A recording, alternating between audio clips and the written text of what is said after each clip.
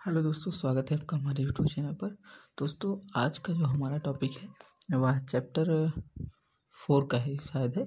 हाँ, चैप्टर 4 का शारीरिक का ही है। तो मैंने लगभग जो इम्पोर्टेंट था वो पीछे वाला, मतलब क्या कैसे किया जाता है शारीरिक में, वो सब बता दिया है। तो आज हम इसकी प्रॉपर्टी पढ़ेंगे कि शारीरिक में गुणधर्म क्या होते हैं, क्या क्या मतलब हम यूज कर सकते हैं, वो सब हम पढ़ेंगे। देखिए, निम्नलिखित गुणों की सहायता से शारीरिक का विस्तार सुगमता से किया जा सकता है। ये मतलब लिखा गया है कि आप इसकी सहायता से शारीरिक को हल कर सकते हैं। तो परंतु यह गुण किसी भी क्रम के शारीरिक के लिए सत्य है। तो देखिए, पहला गुण क्या है कि यदि किसी सारणी की पंक्तियों को स्तंभों में तथा स्तंभों को पंक्तियों में परिवर्तित कर दिया जाए तो उस सारणी के मान में कोई परिवर्तन नहीं होता है। इसका मतलब दोस्तों, जैसे ये हमारा सारणिक है और तो देखिए, R1 के अनुगत प्रसार करने पर, यानी R1 मतलब रो वाला, तो रो हमारा ये है, first row, second row, third row. तो इसको हम चेंज कर सकते हैं। ये विस्तार किए गए हैं, ये तो मैंने पहले ही बता दिया है कि इसके अकॉर्डिंग ये विस्तार किए गए हैं।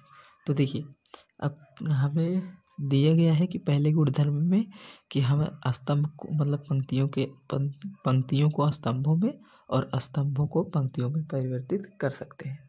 तो देखिए, जैसे यहाँ पर दिया है आर सी, यानी आर को सी में, सी को आर में चेंज करेंगे। तो देखिए, पहले तो हमारा A1 A2 A3 था। तो यहाँ देख रहे हैं A1 A2 A3 मतलब ट्रांसपोज कर दिए हैं सिर्फ ई पहला वाला। तो देखिए A1 A2 A3 A1 A2 A3 B1 और C1, तो B1 C1 मतलब इसी को उठाकर पंक्ति को स्तंभ में, आप स्तंभ को पंक्ति में, ये आप इसको चेंज कर सकते हैं। तो इसमें कोई मान में परिवर्तन कुछ नहीं आएगा। तो आगे देखिए, और इसी तरह से दिया है A1 बटे A2, sorry A1 A2 A3 B1 B2 B3 C1 C2 C3 बराबर है A1 B1 C1 A2 B2 C2 A3 B3 C3 के। तो ये हमारा डिटर्मिनेंट है। तो आई होप पहला गुणधर्म जो है दोस्तों समझ में आ गया होगा कि आप पंक्ति को स्तंभ में, स्तंभ को पंक्ति में चेंज कर सकते हैं, मान में कोई भी परिवर्तन नहीं आएगा।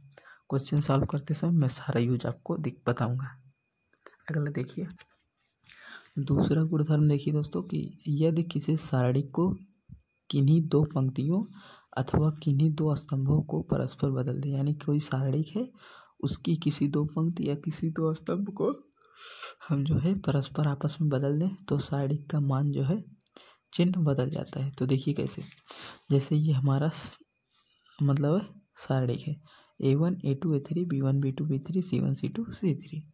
तो अगर हम इसमें देख रहे हैं R1 R3, यानी इसको ये वाला और इसको, इन दोनों को आपस में चेंज कर रहे हैं, तो मान में मतलब चेंज आएगा।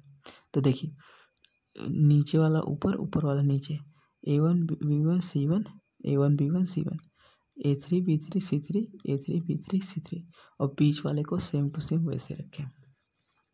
तो दोस्तों, जब आप इसका विस्तार करेंगे तो जो है माइनस में चिन्ह आ जाएगा।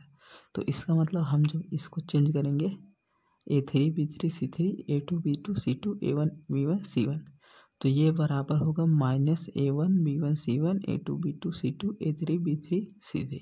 यानी समझ रहे हैं कि नहीं, जैसे ये पहला हमारा पहला सारणी था, तो ये जो है हमारा पहला सारणी है और इसमें माइनस चिन्ह लगाए। यानी अगर हम इसमें जो है पंक्ति और पंक्ति को, या फिर स्तंभ और स्तंभ को, यानी जब पंक्ति व पंक्ति, यानी एक ही परिवार के ग्रुप, यानी जैसे रो को रो में, पंक्ति को पंक्ति में, स्तंभ को स्तंभ में, ध्यान रखिएगा, पंक्ति को पंक्ति में, स्तंभ को स्तंभ में जब चेंज करेंगे तो जो सारणी होता है उसके मान में हमेशा चेंज आएगा। ओके, तो ये हो गया। तो अगला गुणधर्म क्या है दोस्तों, देखिए, देखते जाइए दोस्तों, ये बहुत लंबा है, इसलिए मैंने लिखना उचित नहीं समझा, मैं डायरेक्ट बुक में से ही आपको बता रहा हूँ। तो बाकी मैं क्वेश्चन को अच्छे सॉल्व करके वो ज़रूर बताऊँगा। ओके, तो अगला क्या है कि यदि किसी सारणी की कोई दो पंक्तियाँ तो कोई दो स्तंभ सर्वसम है तो उस सारणी का मान शून्य होता है। सर्वसम माने बराबर। जैसे देखिए, R2 R3 सर्वसम है, A1 B1 C1 A2 B2 C2 A2 B2 C2, यानी A2 B2 C2 A2 B2 C2 ये दोनों आपस में बराबर है, इसलिए हमारा जो इस सारणी का मान आएगा वह क्या आएगा 0। इतना याद रखिएगा, क्वेश्चन करते समय आपको सारा यूज मिल जाएगा, इतना ध्यान रखिएगा। तो ये हो गया हमारा तीसरा। अब चौथे पर बढ़ते हैं। चौथा है हमारा कि यदि सारणी की किसी पंक्ति अथवा किसी स्तंभ के प्रत्येक अवयव को अचर के से गुणा कर दिया जाए तो नए सारणी का मान मूल सारणी के मान का k गुना हो जाता है। जैसे देखिए दोस्तों कि जैसे ये हमारा सारणी है A1 B1 C1 A2 B2 C2 A3 B3 C3, ये हमारा कोई सारणी है। ओके, तो अगर हम इसमें k का गुणा कर दें, आगे देखिए, ये तो दोस्तों विस्तार किए गए, ये तो आप समझ ही रहे होंगे क्योंकि विस्तार मैंने सबका बता दिया है कि कैसे कैसे विस्तार किया जाता है। तो द्वितीय पंक्ति के प्रत्येक अवयव में अचर k का गुणा करने पर, द्वितीय पंक्ति के प्रत्येक अवयव में अचर k का गुणा करने पर, तो देखिए यहाँ पर एक सेकंड, देखिए जब हम द्वितीय पंक्ति, पहला पंक्ति, दूसरा पंक्ति, तीसरा पंक्ति, पंक्ति ऐसे जो लेटा होता है ऐसे ऐसे, तो जब हम इसमें पंक्ति 2 में k A2 k B2 k C2 जब k का गुणा कर दिए हैं तो लास्ट में इसको सॉल्व करने पर हमारा k बाहर आ रहा है और सारणी जो पहले वाला था A1 B1 C1 A2 B2 C2 A3 B3 C3 वह जो है k के गुना के बराबर आ रहा है, यानी उस सारणी में k का गुणा हो जाएगा। तो आप कॉमन करेंगे तो बाहर आ जाएगा नंबर, यानी जो कांस्टेंट होगा वो बाहर आ जाएगा, बाकी सारणी का मान वैसे ही रहेगा। ओके दोस्तों, आगे देखिए, जैसे देखिए इसमें यम ए क्या दिया गया है, यम A1 यम B1 यम C1, तो इसमें देख रहे हैं यम बाहर कर लिए गए, यन A2 यन B2 यन C2, तो यन बाहर कर लिए गए, यल A3 यल B3 यल C3, तो यल को बाहर कर दिए गए, बाकी सारणी को वैसे same to same at is रख दिए गए। तो ये भी आई होप समझ गए होंगे। तो अगले गुणधर्म पर पढ़ते हैं। देखिए ये हमारा अगला गुणधर्म पांचवा है, तो यदि किसी सारणी की किसी पंक्ति अथवा किसी स्तंभ का प्रत्येक अवयव 2 या 2 से अधिक पदों का योग है तो सारणी को उसी क्रम के 2 या 2 से अधिक सारणिकों के योग के रूप में व्यक्त किया जा सकता है। जैसे देखिए, अगर कोई सारणी है और उसके मतलब स्तंभ में कोई नंबर जुड़ा है या फिर कोई कांस्टेंट ऐड हुआ है, जैसे A1 + U A2 + V A3 + W, तो अगर ऐसा है तो आप क्या करेंगे, एक बार इसके साथ सारणी को अलग कर लेंगे, फिर एक बार इसको सारणी के साथ अलग कर लेंगे। देखिए कैसे,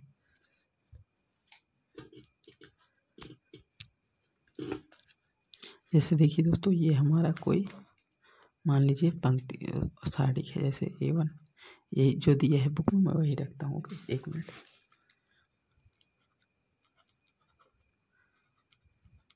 ये हो गया अभी A3 और W, और यहाँ से B1 B2 B3 C1 C2 C3, तो आप इसको कैसे करेंगे, अलग कर लेंगे, A1 A2 A3 B1 B2 B3 C1 C2 C3 और प्लस, यहाँ पर प्लस दिए है तो हम प्लस, और इसके बाद U देखते जाइए U V W B1 B2 और B3 C1 C2 C3।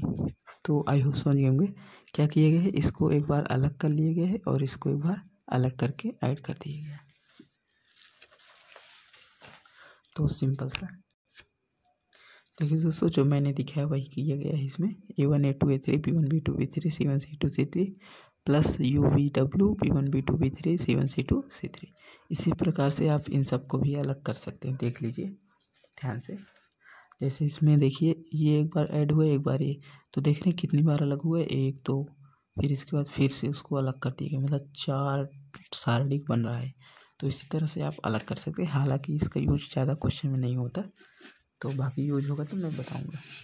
अगला देखिए, ये हमारा छठा है, तो यदि किसी सारणी की किसी एक पंक्ति अथवा किसी एक स्तंभ के सभी अवयवों में किसी अचर से गुणा करके किसी अन्य पंक्ति अथवा किसी अन्य स्तंभ के संगत अवयवों में जोड़ या घटा दिया जाए तो सारणी का मान अपरिवर्तित रहता है। अर्थात देखिए, जैसे R I और RI प्लस KRJ। यानी आप किसी पंक्ति को जो है चेंज कर रहे हैं, यानी पंक्ति चेंज हो रहा है, उसमें किसी कांस्टेंट से गुणा हो रहा है, और फिर अथवा किसी स्तंभ में चेंज हो रहा है स्तंभ में गुणा करके, ठीक है। तो उसमें कोई परिवर्तन नहीं आएगा। ये दोस्तों क्वेश्चन समझेंगे तभी आपको समझ में आएगा।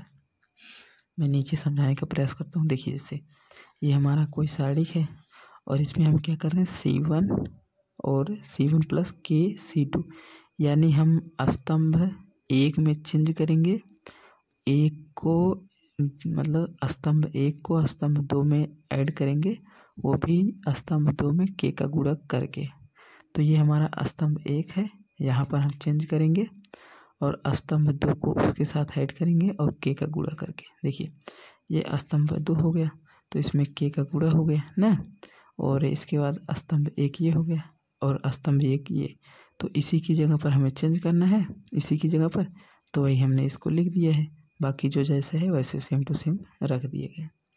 तो इसके बाद सॉल्व करने पर जो आएगा वही हमारा आंसर होगा। तो दोस्तों जल्दी जल्दी हम बता देते हैं आपको, 2 और बचे हैं।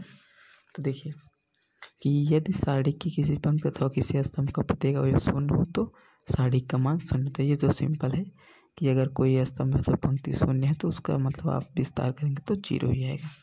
तो अगला देखिए, यदि किसी सारणी में चर x निहित है तथा सारणी के अवयव चर x बहुपद में है और x बराबर a रखने पर सारणी का मान शून्य हो जाता है, तो x माइनस a उस सारणी का एक गुणनखंड होता है। जैसे देखिए 1 1 1 ABC a square b square c square, तो ये दिए गए हैं। यदि डेल्टा में a बराबर b रखा जाए तो प्रथम तथा द्वितीय पंक्ति सर्वसम हो जाती हैं, जिससे डेल्टा मतलब डिटर्मिनेंट का मान शून्य हो जाता है।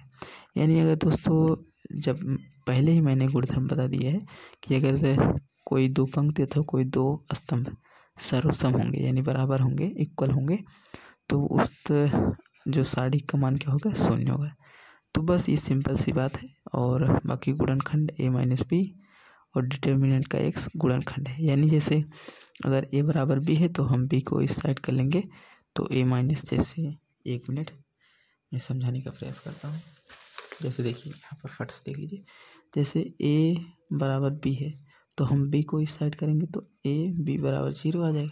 तो वही कह रहा है कि a माइनस b एक गुणनखंड होगा।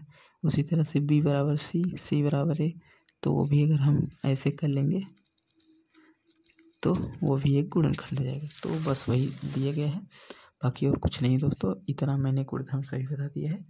तो बाकी मिलते हैं नेक्स्ट वीडियो में और क्वेश्चन के साथ, ठीक है। क्योंकि हमने जो इम्पोर्टेंट गुणधर्म था सभी बता दिए है, अब इसमें जो है सभी क्वेश्चन ही क्वेश्चन करने हैं आपको। तो बाकी मिलते हैं नेक्स्ट वीडियो में। तब तक वीडियो को अच्छे से देखिए और पढ़िए, समझिए और अपनी तैयारी जारी रखिए।